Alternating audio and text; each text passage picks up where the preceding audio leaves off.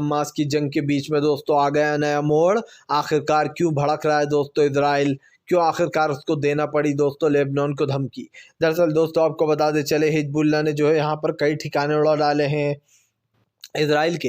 Hezbollah ने लगभग दोस्तों 25 मिसाइलें दागी, जिसके बाद आपको बता दें चले हिजबुल्लाह से जो है यहाँ पर बौखला उठा इजराइल। दरअसल हिजबुल्लाह जो है दोस्तों वो हमास के इस जंग में साथ दे रहा है। उसे पता है हमास इजराइल की फ़िलिस्तीन के समर्थन में जंग लड़ रहा है, इसीलिए दोस्तों आपको बताते चले उसको समर्थन भी ज़ोरों शोरों से मिल रहा है। यही कारण है जो अब मुश्किलें यहाँ पर बढ़ती हुई उसकी नज़र आ रही हैं। इसका सबसे बड़ा रीज़न भी मैं आपको बता दूँ।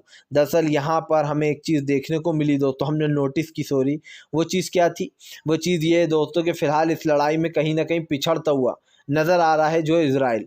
और इजराइल के पास अब कोई सा भी मुद्दा बचा नहीं है जीतने के लिए, क्योंकि दोस्तों अगर आपने एक चीज़ को नोटिस किया होगा तो फिलहाल वो चीज़ आपको पता चली होगी कि इजराइल और हमास की इस जंग में कहीं ना कहीं इजराइल पूरी तरीके से फेल हो गया है।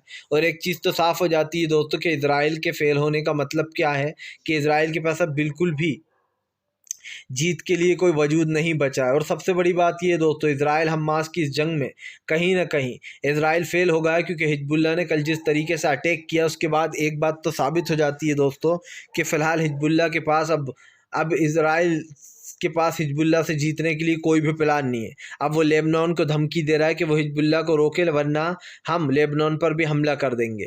आपको बता दूँ तो हिजबुल्लाह ने दोस्तों जब 50 मिसाइल दागी, 25, उसके बाद से ही जो है बौखलाई भी हैं ये। और एक चीज़ साफ़ हो जाती है कि फ़िलहाल हिजबुल्लाह के इस कारनामे से दोस्तों पूरी की पूरी कहीं ना कहीं जो बीजेपी है दोस्तों, सॉरी, जो इजरायली सेना है उसका बुरा हाल हो गया है।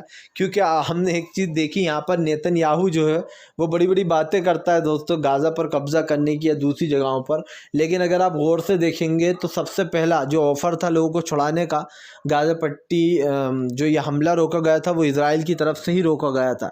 इजराइल ने हाथ पैर जोड़े थे हमास के। अब फिर से एक बार देखना दोस्तों, आप हाथ पैर जोड़ने वाला है बहुत जल्दी इजराइल, क्योंकि इसका सबसे बड़ा रीज़न ये है कि लगभग 146 से ज़्यादा लोग अभी भी हमास के कब्ज़े में, और हमास ने ये जारी भी किया था कि उसमें सबसे ज़्यादा लोग जो हैं वो सैनिक हैं, मतलब वो इजराइल के सैनिकों को भी उसने बंधक बना रखा है। हमास ने ये चेतावनी भी दी थी कि वो गाज़ा पर हमले करना बंद कर दे।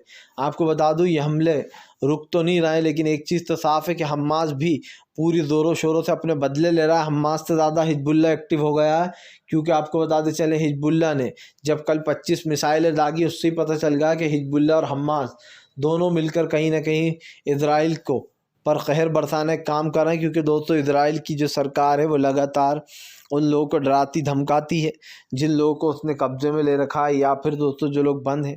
ऐसे में आगे ये भी देखना होगा कि क्या होता है, क्योंकि आपको बताते चले हमास और इजराइल की इस जंग में मैटर काफ़ी उलझता चला जा रहा है। लोग जो है यहाँ पर इस सिचुएशन में जो लोग फंसे हुए थे वो लोग भी कहीं ना कहीं आप बीती सुना चुके हैं कि इजराइल और हमास की जंग में कैसा माहौल है। गाज़ा में दोस्तों अब तक कई लोगों की जान जा चुकी है, जिसमें सबसे ज़्यादा आप समझिए महिला और बच्चे हैं। अब अगर आप इस चीज़ को नरसंहार नहीं कहेंगे तो फिर क्या कहेंगे? कुछ लोग हमास को गलत ठहराते हैं, लेकिन मेरी नज़र में हमास गलत नहीं था दोस्तों। हमास सिर्फ फ़िलिस्तीन की मदद कर रहा है। सबसे ज़्यादा अगर कोई गलत है वो तो नेतन्याहू है। नेतन्याहू दोस्तों लगातार इजराइल जो है वो लगातार इस तरीके की हरकतें कर रहा है और जो है मासूम लोगों को मार रहा है, तो कम से कम जो है यहाँ पर इजराइल पर सवाल तो उठने ही चाहिए। और ये चीज़ साफ़ हो चुकी है कि फ़िलहाल अब ये मैटर काफ़ी कुछ हो जाएगा, क्योंकि हम आपको बताते चलें फ़िलहाल पता नहीं चल पाया कि कैसे इस मैटर पर जो यहाँ पर सब आ गए। और ऐसे में दोस्तों अब नया जो लड़ाई है उसको लेकर भी एक चर्चा चल रही है, क्योंकि हमें पता है लेबनान और इजराइल के बीच से की सीमा से जो अटैक किए जा रहे हैं हिजबुल्लाह की तरफ से, उससे काफ़ी तबाही मच रही है इजराइल में, और इसीलिए तो इजराइल धमकियाँ दे रहा है। लेकिन आपको बताते चलें इसके अंदर एक और देश की एंट्री हो गई है जिसका नाम है ईरान। ईरान ने खुली चेतावनी दी है कि वो किसी भी तरीके से जो है यहाँ पर बर्बाद कर देगा इजराइल को।